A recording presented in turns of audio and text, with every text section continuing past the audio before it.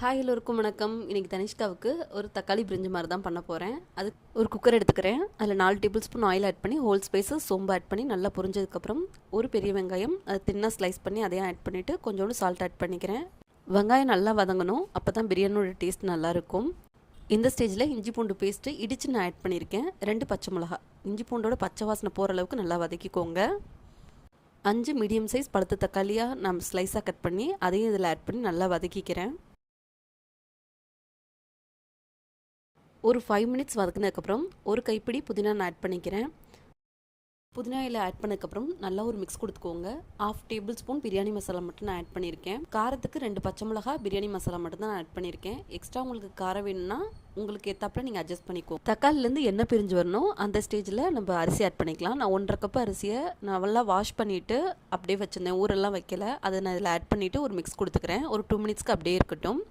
Side by பார்த்திங்களா, எங்கள் பாப்பா சப்பாத்தி நான் திரட்டுறேன்னு, என் ஹஸ்பண்ட் நான் திரட்டுறேன்னாங்க. பிள்ளைங்களும் நானும் திரட்டுறேன்னு 2 பேரும் திரட்டிகிட்டு இருந்தாங்க.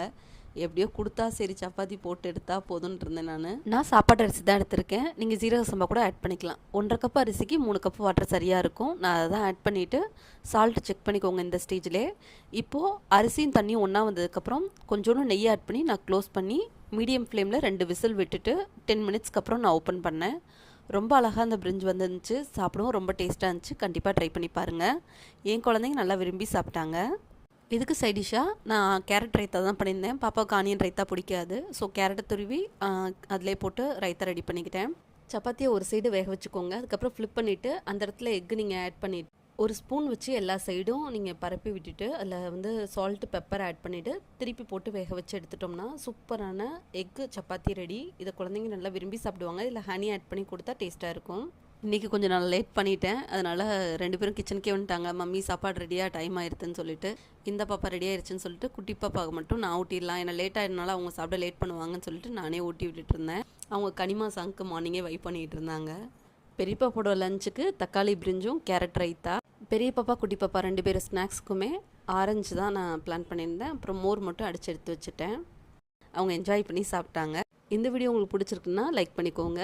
கண்டிப்பாக சேனலை ஃபாலோ பண்ணிக்கோங்க. இதே மாதிரி வீடியோ கன்டினியூஸாக வரும்.